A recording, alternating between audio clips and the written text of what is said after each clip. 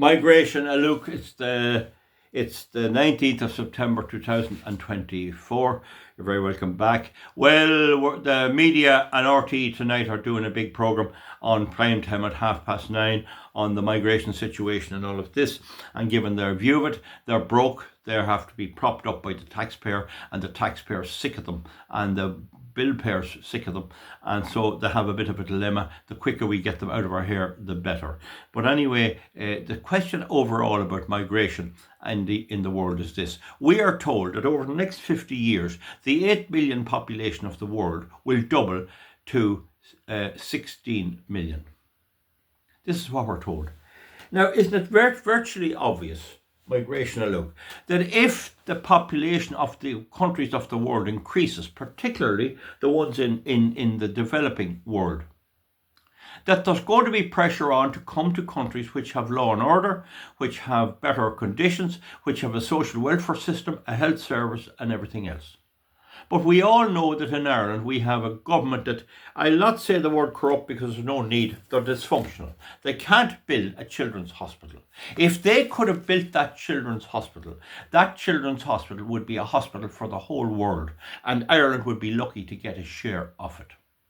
So the point is, when people bang on about migration, how many do they want in? Well, if we take it that Eamon Ryan, Cabbagehead, said in 2016 he wants 5 million into the island of Ireland, but at the same time the Swedish Foreign Minister told Michael Martin, the Taoiseach in the European Parliament, that there were 500 million people in Africa alone wanting to come into the EU. And he nodded his head and said he agreed with that. So the reality is, folks, you will, unless we manage to stop this with good, firm action on a semi-war footing, you will have the population of Ireland, the south of Ireland, increased from about 4.2 million at the moment, don't quote me on the exact, it's about 4.2, 4.3, to 8.4 in a few years.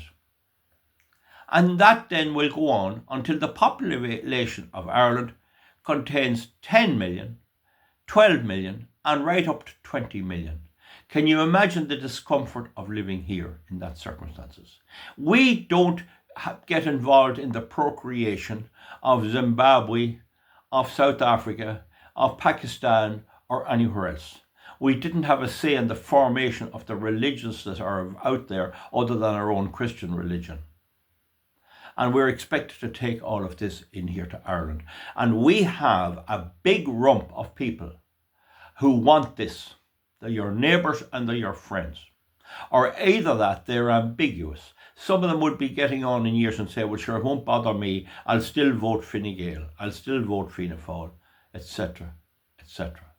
And the party that was meant to be the Irish party, Sinn Féin, has turned out not to be an Irish party at all.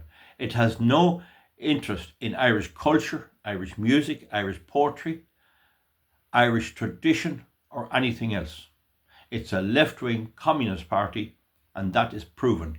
That is proven when you see its leader, Mary Lou McDonald, say that don't blame the government, blame the migrants. So in other words, no matter how many come in, as long as she's not in power, it's the government's fault. And when she gets in, she'll bring in more and everything's going to be hunky-dory. That is a mathematical impossibility.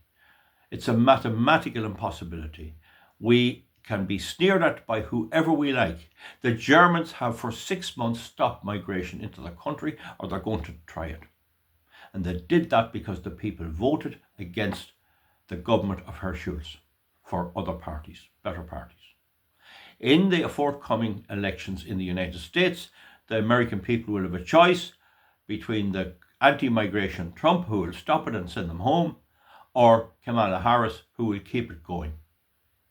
And in Britain, they've already chosen Starmer, and he is unlikely to change, and he'll pack Britain.